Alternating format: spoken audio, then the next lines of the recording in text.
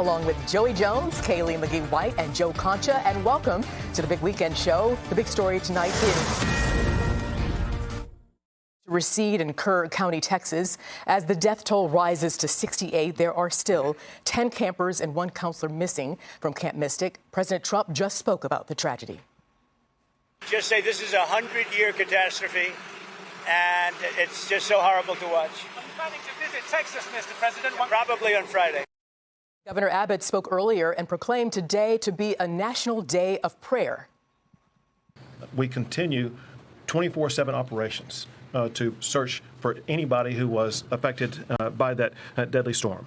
We also intensify our focus on the families affected by this. They're going through horrific events that have turned their lives upside down.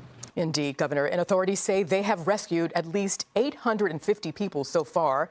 The stories coming out of this tragedy are absolutely heartbreaking, but also heroic, like that of the Jeter family who saved a woman who traveled 20 miles hanging onto a tree.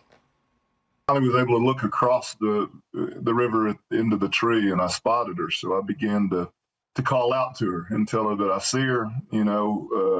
I got you. About it, you just did what you needed to do to help them get into the water to save this young lady that's clinging to life in a tree.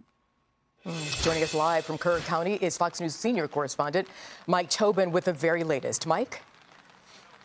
And Arthel, a few things that the people here in Kerrville don't want. There's thunder and rain clouds overhead, and a new flash flood warning has just gone into effect about an hour ago. The information to that is there's been a lot of rain to the north and west of here that's been collecting in the North Fork of the Guadalupe River. That formed what people are describing as a wall of water that has been pushing in this direction. Some eyewitnesses say it's already past the town of Hunt, which is about 20 miles from here. Police came to this area and started moving everyone away from the banks of the river out of really an abundance of caution. There are some workers behind me right now, which is a bit puzzling because they evacuated this area. But this flash flood watch now will remain in effect until 7:30 local time.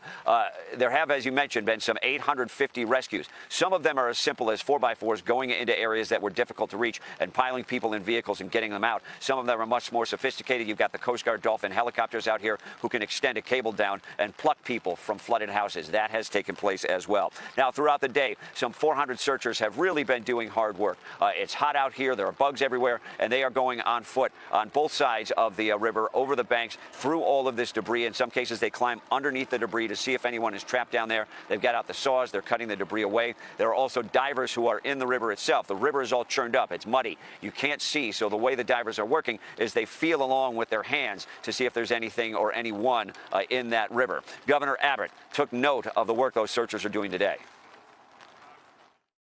This is tough work. It's hot. They're in the mud. They're removing debris. There's snakes. There's water moccasins. This is God's work that they're doing. Top priority is the family and the victims. Pray for them, but throw our first responders in there.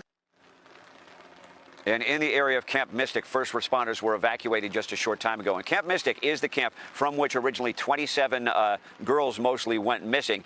They now say that there are 11, including a camp counselor, who are missing. And sadly, that means the parents of 16 little girls got the notification that a positive identification was made, and their worst nightmares have come true. Oh my gosh. And Mike, you just said the weather is not letting up. So how confident are officials, in locating the remaining missing girls? I mean, is there a time frame? Again, given that the weather is just not letting up. Well, it seems that the searchers aren't out right now, but the word we have through all the official channels is that they're not going to give up until the job is done. They have a rough idea now of 47 people who are still missing total from across the state, which is a difficult number to come up with because you have so many people who did their weekend getaways for the holiday weekend out here. And it's just hard to really determine who is missing at this point because you don't have a hard, fast number who showed up in this area.